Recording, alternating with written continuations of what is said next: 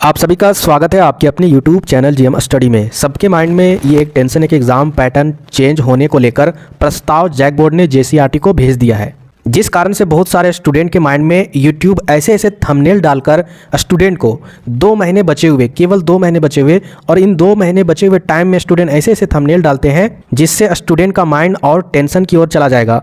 उनके माइंड में ये टेंशन हो जाएगा कि रियली में जब टीचर बोल रहे हैं कि हाँ एग्ज़ाम पैटर्न आपका टेंशन क्रिएट कर देगा, तो फिर आपके माइंड में ज़रूर टेंशन होगा। लेकिन ये सारा कुछ जो आपके लिए हो रहा है, एग्ज़ाम पैटर्न जो चेंज हो रहा है, आपके हित में ही चेंज हो रहा है, ठीक है। आपके विरोध में कभी भी कोई काम नहीं किया जाएगा। अगर 40 के जगह पर 30 एमसीक्यू क्वेश्चन पूछा जा रहा है तो इसका मतलब कुछ तो लॉजिक होगा, ठीक है। तो याद रखिएगा, सब्जेक्टिव पर ज़्यादा फोकस करना है, ठीक है। स्ट्रेस नहीं लेना है।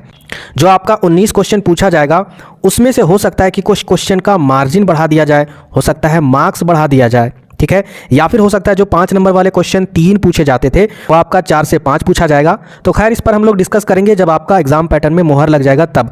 अभी हम लोग डिस्कस करने वाले हैं जो आपका चैप्टर 4 है हिस्ट्री का, वो हम लोग कवर करने वाले हैं, ठीक है। ये सीरीज लगातार चल रही है। जैसे हिस्ट्री का खत्म हो जाएगा उसके बाद हम लोग ज्योग्राफी का, पॉलिटिकल साइंस का सारे कवर करेंगे। और सब्जेक्टिव पर ज़्यादा फोकस कीजिए, इसका नोट्स बनाइए। लिखने पर अगर ज़्यादा फोकस नहीं कीजिएगा, ध्यान नहीं दीजिएगा, आने वाले टाइम में बता रहे हैं जिस तरीके से एग्जाम पैटर्न है आपका, बहुत कम मार्क्स आएगा। फेल तो नहीं करोगे लेकिन कम मार्क्स आएगा, जिस कारण से आगे यूनिवर्सिटी में या आगे आप कहीं भी किसी भी क्षेत्र में पढ़ाई करोगे वहां पर आपको नहीं एडमिशन मिलेगी, ठीक है। इसलिए अपने मार्क्स को इंप्रूव करने के लिए लिखना बहुत जरूरी है और सब्जेक्टिव पढ़ना बहुत ज़्यादा जरूरी है। तो चलिए आज के वीडियो में हम लोग स्टार्ट करते हैं सब्जेक्टिव वाले क्वेश्चन जो आपके एग्जाम में 2 नंबर में क्वेश्चन पूछे जा सकते हैं, ठीक है। तो समझिए, रट्टा मारने से कोई भी फायदा नहीं है, समझ लीजिएगा तो 100% एग्जाम में जरूर उसको लिखिएगा। तो यहाँ पर देखिए पहला क्वेश्चन क्या आपका, तृतीय बौद्ध संगीति का आयोजन कहाँ हुआ था। आप सभी अगर एनसीईआरटी बुक पढ़ते होंगे तो वहाँ पर लिखा है टोटल 4 बौद्ध संगीति हुई थी, ठीक है। पहला जो हुआ था वो आपका अजात शत्रु के काल में राजगिरा में, ठीक है, राजगिरा में हुआ था। इसी तरीके से दूसरा बौद्ध संगीति हुआ था, उसी तरीके से तृतीय बौद्ध संगीति हुई थी पाटलिपुत्र में, याद रखिएगा। इसके बाद चौथी बौद्ध संगीति हुई थी। तो स्क्रीन में जो आपको चित्र दिख रहा है इस तरीके से चारों आप नोट डाउन कर लीजिएगा जो बौद्ध संगीतियाँ हुई है किनके शासनकाल में, और डेट भी याद रखिएगा तो आपके लिए बेटर होगा। दूसरा क्वेश्चन क्या आपका, अमरावती का स्तूप किस राज्य में स्थित है। तो ये आपका आंध्र प्रदेश में है। आगे देखिए नेक्स्ट क्वेश्चन, अशोक ने इसको बनवाया था। आगे देखिए नेक्स्ट क्वेश्चन क्या आपका, तीसरा नंबर, त्रिरत्न या फिर इसको बोला जा सकता है त्रिरत्न सिद्धांत, सम्यक ज्ञान, सम्यक दर्शन, सम्यक आचरण किस धर्म की महिमा है। किस धर्म में त्रिरत्न बताया गया है, किस धर्म पर आधारित है ये त्रिरत्न। इस तरीके से क्वेश्चन आपके एग्जाम में पूछे जाते हैं, बोर्ड एग्जाम में। इसका उत्तर क्या हो जाएगा, जैन धर्म, ठीक है। त्रिरत्न के बारे में जब भी पूछा जाएगा जैन धर्म उसका उत्तर दीजिएगा। और अगर ये क्वेश्चन आपसे पूछा जाएगा अष्टांगिक मार्ग, ठीक है, अष्टांगिक मार्ग किस धर्म से रिलेटेड है, तो वो आपका बौद्ध धर्म हो जाएगा। अभी इसी में हम लोग डिस्कस करेंगे अष्टांगिक मार्ग को पूरे डिटेल से, वो आपका 5 नंबर के लिए भी बहुत ज़्यादा इंपॉर्टेंट हो जाएगा। तो चलिए 4th नंबर क्वेश्चन क्या आपका, बुद्ध की मानवाकार मूर्ति पहली बार किस कला में बनाई गई। इसका उत्तर हो जाएगा मथुरा कला में। आगे देखिए नेक्स्ट क्वेश्चन 5 नंबर क्वेश्चन क्या आपका, थेरवाद किस धर्म से संबंधित है। तो ये आपका बौद्ध धर्म से संबंधित है, यानी ये अगर बोला जाए बौद्ध धर्म के पाठ से ही निकला हुआ है, इसी का शाखा है। आगे देखिए नेक्स्ट क्वेश्चन 6 नंबर क्या आपका, कैलाशनाथ मंदिर यानी एलोरा भारत के किस राज्य में स्थित है। महाराष्ट्र में स्थित है। सांची का स्तूप किस राज्य में स्थित है। मध्य प्रदेश में स्थित है। आगे देखिए, चैत्य से आप क्या समझते हैं, क्या अभिप्राय है। इसका उत्तर देखिए, बौद्ध मंदिरों को चैत्य कहा जाता था, बौद्ध मंदिरों को चैत्य कहा जाता था। कार्ले नामक स्थान, ये जगह है, कार्ले नामक स्थान पर एक विशाल चैत्य पर दोनों ओर सजे हुए स्तंभों, यानी दोनों ओर स्तंभ के जैसा, इस तरीके से, ठीक है, इस तरीके से दोनों ओर स्तंभों में या फिर स्तंभों के जैसा खूबसूरत पंक्तियाँ है, ठीक है। आगे देखिए 9 क्वेश्चन क्या आपका, विहार, बिहार नहीं पढ़ दीजिएगा मिस्टेक से, ठीक है। विहार से आप क्या समझते हैं। इसका उत्तर है बौद्ध मठों। बौद्ध मठों कहने का मतलब है जहाँ पर बौद्ध के अनुयायी या फिर बौद्ध धर्म के जो भिक्षु होते थे, जैसे आप लोग पढ़ते हो तो पढ़ाई हासिल करने के लिए आप लोग विद्यार्थी कहलाते हो, उसी तरीके से बौद्ध धर्म में जो जाते थे, बौद्ध धर्म को मानते थे, बौद्ध धर्म में शिक्षा हासिल करते थे, ठीक है, ज्ञान की प्राप्ति करने के लिए, तो उसको भिक्षु बोला जाता था। तो भिक्षु जहाँ पर रहते थे, जहाँ पर उनका आश्रय था, उस जगह को मठ बोला जाता था, ठीक है। तो बौद्ध मठों को ही विहार कहा जाता था, याद रखिएगा। विहार में बौद्ध भिक्षु जब वर्षा का मौसम आता था, वर्षा ऋतु, उस समय इसी मठों में रहा करते करते थे। महाराष्ट्र, जिसको नासिक भी बोला जाता था, महाराष्ट्र में ऐसे 3 विहार मिले हैं। आगे देखिए 10 नंबर क्वेश्चन, बुद्ध चरित्र किसने रचा था? यह क्यों महत्वपूर्ण है बुद्ध चरित्र? तो इस पुस्तक को महाकवि अश्वघोष ने रचा था, यानी इसकी रचना की थी। यह ग्रंथ गौतम बुद्ध के जीवन चरित्र के विषय में बहुत सी जानकारी देता है, इसलिए यह महत्वपूर्ण है। इस तरीके से पूरा आंसर लिख दीजिएगा। 11वां नंबर क्वेश्चन, निर्वाण शब्द से क्या तात्पर्य है? तो बौद्ध धर्म में याद रखिएगा, बौद्ध धर्म में निर्वाण शब्द का अर्थ है कि मुक्ति पाना, मोक्ष या जीवन मरण के बंधनों से छुटकारा पाना। बौद्ध धर्म में मोक्ष या निर्वाण प्राप्त करना जीवन का मुख्य उद्देश्य माना जाता है।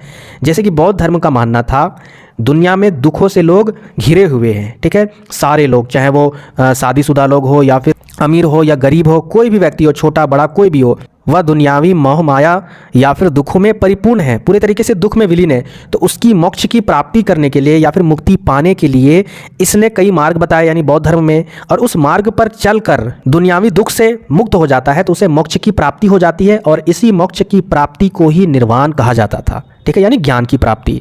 आगे देखिए नेक्स्ट है कि आपका 12 नंबर, बौद्ध धर्म के अष्टांगिक मार्ग कौन कौन से हैं? आ गया क्वेश्चन जो आपके एग्जाम के दृष्टि से 5 नंबर और 3 नंबर और हो सकता है 2 नंबर में भी पूछा जाएगा। तो कैसे कैसे आंसर लिखना है ध्यान से समझिएगा। ये आंसर नहीं लिखिएगा, अगर PDF आपको मिलता है व्हाट्सएप ग्रुप में तो इसको नहीं लिखना है कभी भी, ये फालतू आंसर यहाँ पर डाला गया है। मैं आपको बता दे रहा हूँ अष्टांगिक मार्ग कैसे लिखना है। सबसे पहले इस तरीके से यहाँ पर लिख देना है कि बौद्ध धर्म में जो अष्टांगिक मार्ग है वो निम्न प्रकार से है। तो ये अष्टांगिक मार्ग क्यों दिया गया? 8 अष्टांगिक मार्ग का मतलब होता है 8 रास्ता, यानी इन 8 रास्तों को अपनाकर आप दुनियावी दुखों से पूरी तरीके से मोक्ष की प्राप्ति कर सकते हो। क्योंकि बौद्ध धर्म का मानना है कि दुनिया में हर व्यक्ति दुख से पूरे तरीके से परिपूर्ण है, उसके पास दुख है, चाहे वो अमीर हो चाहे गरीब हो। तो उन दुखों को जानकर अगर उनको पता चल जाता है कि हमारे जीवन में किस चीज़ के लिए दुख है, हमारी लाइफ में किस कारण से दुख आया हुआ है, तो उस दुख को पहचान कर उसके निरोध के लिए, मोक्ष की प्राप्ति करने के लिए अष्टांगिक मार्ग बौद्ध धर्म में दिया गया, ठीक है। तो पहला जो मार्ग था सम्यक दृष्टि, सम्यक सभी में लगाना है, ठीक है, सम्यक सम्यक, इसको रटना नहीं है। लेकिन इन सभी 8 को याद करने का तरीका क्या है मैं आपको एक्सप्लेन कर रहा हूं अपनी लैंग्वेज में, इससे याद हो जाएगा। अगर एग्जाम में आप चाहोगे तो दृष्टि पहले अगर नहीं आता आपके माइंड में तो आप कर्म लिख सकते हो। आप तीसरे स्थान पर यहाँ पर स्मृति लिखा हुआ था, आप संकल्प भी लिख सकते हो, लेकिन 8 लिखना जरूरी है, तभी आपको नंबर मिलेंगे। तो सम्यक दृष्टि का मतलब होता है, बौद्ध धर्म का मानना है कि इस अष्टांगिक मार्ग में, इस मार्ग के तहत आपको अपनी दृष्टि अच्छी रखनी होगी। दुनियावी मोह माया में रहकर लोगों का जो दृष्टि है वो सही नहीं है। जैसे कि आप लोग सोचते क्या हो कि जो हम आपको पढ़ा रहे हैं यूट्यूब में, तो आप ये सोचते हो कि यहाँ पर 8 मिनट का वीडियो या 10 मिनट का वीडियो या फिर 15 मिनट का वीडियो, सर जो भी वीडियो बनाते होंगे वो 10-15 मिनट में बन जाता होगा। सर के पास कोई भी दुख नहीं होगा, टेंशन नहीं होगा। हम लोग बोर्ड एग्जाम दे रहे हैं तो मेरे पास बहुत ज़्यादा टेंशन है, आप लोग स्टूडेंट हो, बोर्ड एग्जाम का टेंशन है, लेकिन आपसे ज़्यादा मेरे पास टेंशन है, ठीक है, क्योंकि आपकी दृष्टि वो सही नहीं है। हम 8, 10 या फिर 15 मिनट के वीडियो को बनाने के लिए कितनी बार किताबों को देखते हैं, एनालिसिस करते हैं, और ये माइंड में टेंशन रहता है क्या मैं आपको सब्जेक्टिव अच्छे तरीके से समझा पाता हूं या फिर नहीं समझा पाता हूं, ये चीज़ भी दिमाग में रखना पड़ता है।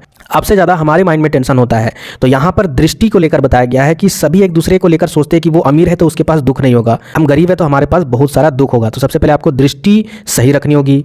इसके बाद है सम्यक कर्म।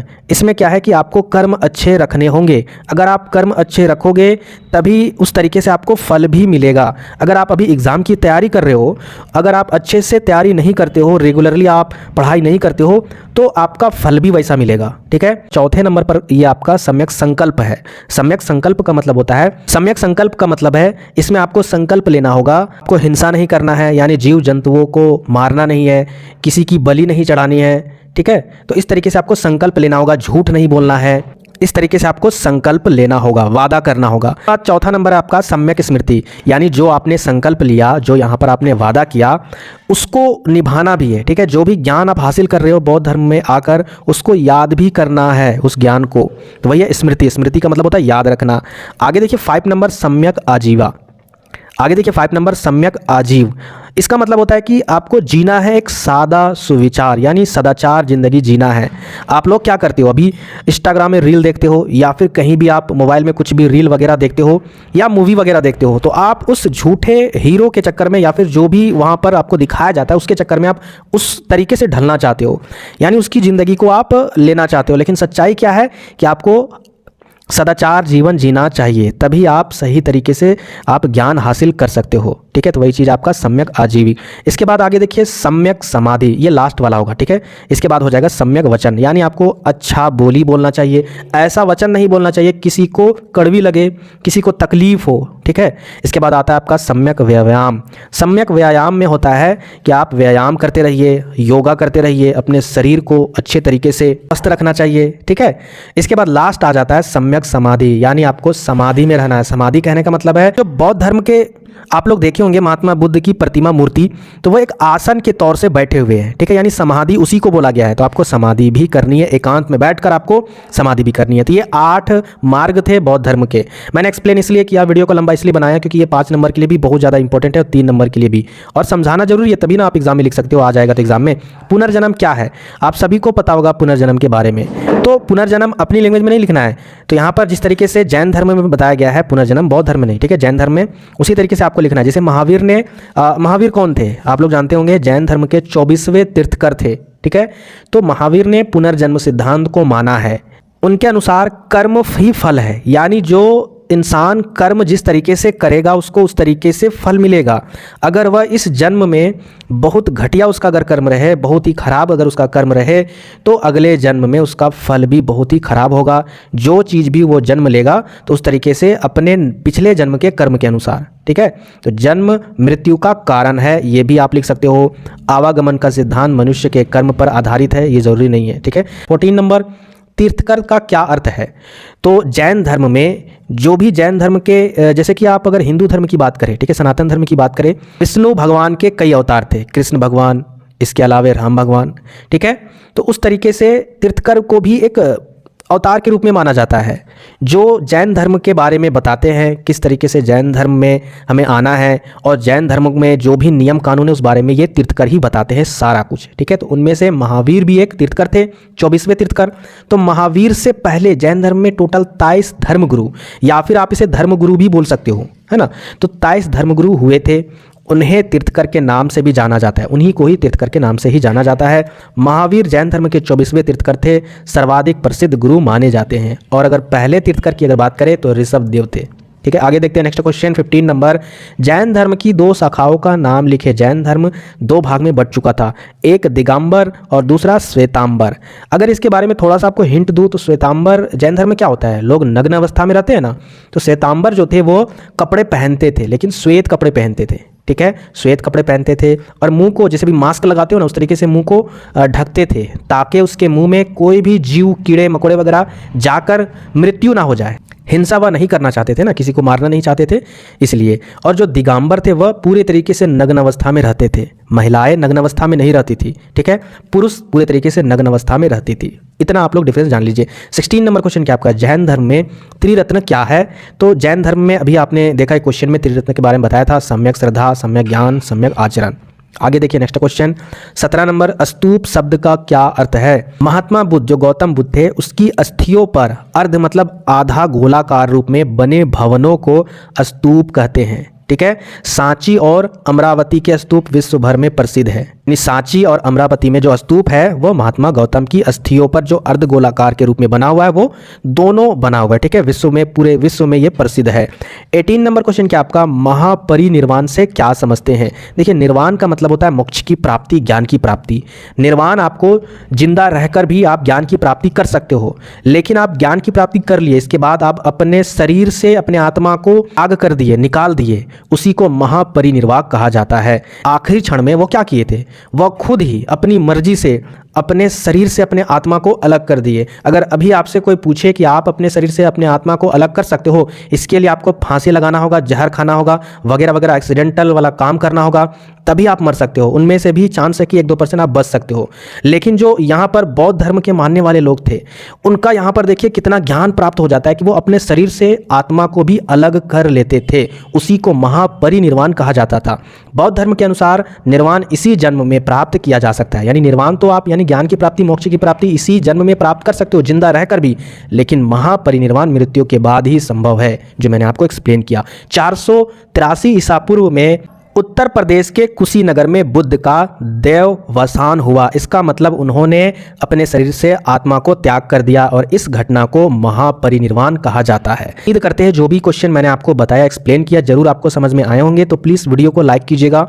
जो भी नए व्यूवर है, स्ट्रेस मत लीजिए बोर्ड एग्जाम के लिए, बस चैनल को सब्सक्राइब कर लीजिए।